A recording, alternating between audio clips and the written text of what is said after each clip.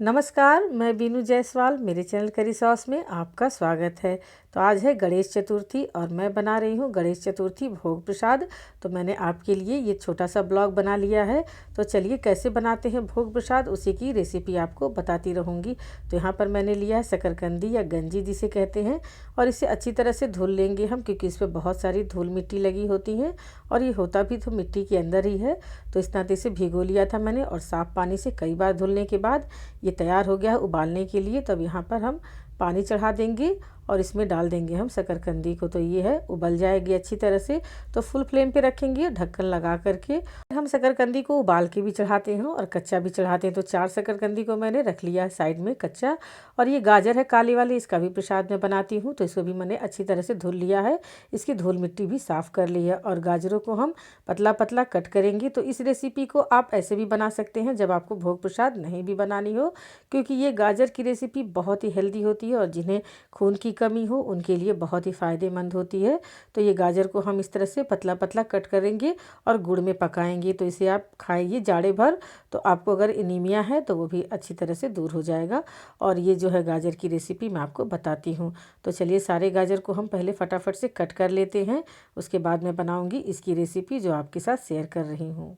तो यहाँ पर अब मैं सबसे पहले तिल बनाऊंगी। तो यहाँ तिल को मैंने ले लिया है और इसे मैंने धुल लिया था। तो इसकी जो छिलके हैं वो फूल जाते हैं इस तरह से, और हल्के हल्के सूखे हैं क्योंकि सर्दियाँ बहुत तेज़ पड़ रही हैं और धूप बिल्कुल नहीं हो रहा है। तो इसे मैंने इसी तरह से पंखे की हवा में सुखाया है। और अब इसको हम अच्छी तरह से रब कर देंगे हाथों से, और इसके छिलके को हम फटकेंगे, लेकिन अभी ये निकलेगा नहीं क्योंकि ये सूखा नहीं है। तो अभी इसे हम भूनेंगे। जब इसे हम भूनते हैं तब ये सूख जाता है, और भूनते ही इसकी जो छिलके हैं थोड़े बहुत वो बाहर निकल जाते हैं, ये काले वाले।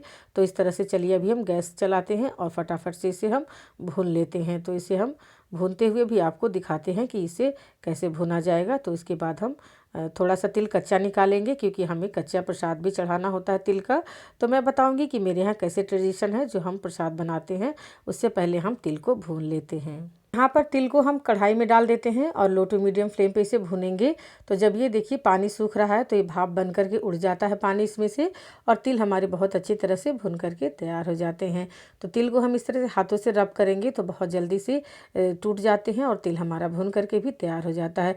थोड़ा टाइम लगता है और पेशेंस के साथ इसे बराबर चलाते हुए भुनना होता है। और फिर इसे हम इस तरह से सूप से फटक लेंगे ताकि इसकी जो थोड़ी भी छिलके हों वो बाहर निकल जाएँ।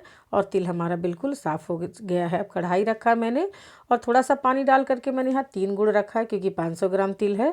और इसे हम अच्छी तरह से चाशनी बनाएंगे। यहाँ पर शकरकंदी या गंजी जिसे कहते हैं वो भी उबल गया है। तो इसे हम निकाल लेंगे एक प्लेट में। तो ये उबल करके एक भोग तैयार हो गया है। और दूसरा भोग मैं बनाऊँगी। यहाँ भगोने में मैं डाल दूँगी सारे गाजर को जो मैंने कट कर लिया था, और 1.5 गुड़ डाला है मैंने इसमें। और इसे हम रख देंगे गैस पर। पहले स्लो आंच पर रखेंगे ढक करके, ताकि गाजर का पानी जो है वो छूटेगा, तब ये अच्छी तरह से पकेगा। चाशनी हमारी यहाँ पक करके तैयार हो रही है। तो चाशनी को हम बीच बीच में चेक करते रहेंगे, और गाजर को भी मैं चला दूंगी क्योंकि अच्छी तरह से ये गल रहा है। तो चाशनी को चेक करने का तरीका है, ठंडे पानी में 2-3 ड्रॉप आप चाशनी को डालिए और फिर इसे थोड़ा ठंडा होने दीजिए। जब ये इस तरह से हाथों से टूटने लगते हैं तब हमारी चाशनी जो है वो तैयार हो जाती है। तो देखिए आपको मैं दिखा रही हूँ कि ये जब ठंडे हो गए हैं तो इस तरह टूट जाते हैं। तो ये चाशनी हमारी तैयार है लड्डू बनाने के लिए। तो चलिए फटाफट से अब सारे तिल को हम इसमें डाल देते हैं, और ये हमारा अब इसमें जल्दी जल्दी से मिक्स करेंगे, क्योंकि जो है चाशनी जो जमने लगती है। तो गैस की फ्लेम मैंने बंद कर दिया है और इसे फटाफट से हम मिक्स करेंगे। और फिर इसे जब ये अच्छी तरह से मिक्स हो जाए, इस तरह से हाथों में पानी लगाइए और इसके फिर लड्डू बनाते जाइए। तो ये जल्दी जल्दी करना होता है, नहीं तो ये हार्ड होने लगते हैं। तो यहाँ पर हाथों में पानी लगाकर मैं इस तरह से तिल के लड्डू बना लूँगी, जो प्रसाद में बहुत ही मेन भोग होता है। तिल के प्रसाद जो गणेश जी को चढ़ते हैं। तो यहाँ पर भोग प्रसाद में लड्डू तैयार हो गया है और गाजर भी पक करके तैयार हो गया है। तो इसे भी मैं साइड में रख दूंगी और चलूंगी अब भोग प्रसाद की थाली बनाने के लिए। तो यहाँ पर सबसे पहले कच्चे तिल, गुड़ और अदरक को मिक्स करके हम एक लड्डू और बनाएंगे, जो कच्चे तिल के लड्डू बनते हैं। ये भी भोग प्रसाद में ज़रूर रहता है। तो इसे हम बना करके साइड में रखेंगे, और एक थाली ली हूँ मैं, और इसमें हम लगाएंगे भोग प्रसाद भगवान के लिए। तो जिस तरह से मेरे यहाँ ट्रेडिशन है मैं उसी तरह से करती हूँ। कच्चे गाजर, पके गाजर और पकी गंजी और कच्ची गंजी को भी रखती हूँ। और यहाँ पर रखती हूँ तिल के लड्डू। और फिर रखते हैं इसमें हम सारे प्रसाद को। तो यहाँ पर हम केला, सेब और जो भी लड्डू है सब प्रसाद रख करके फिर ये सारी भोग की थाली हम तैयार कर लेंगे। तो ये मात्रा में 4-4 ही होते हैं, जैसे कि मेरी सासू माँ करती थी, हम उसी तरह से करते हैं। और फिर ये तैयार हो गया हमारा भोग प्रसाद की थाली जो आपके सामने है। उसके बाद इसे चलूँगी मैं रख दूँगी भगवान के पास, और शाम को लगेगा भोग और इसकी होगी पूजा। तो अब बज गए हैं रात के 8 और इसी समय हम गणेश भगवान की पूजा करते हैं, क्योंकि इसी समय चांद भी निकलता है। और गणेश चतुर्थी की पूजा चांद के साथ ही होती है और गणेश जी की भी होती है।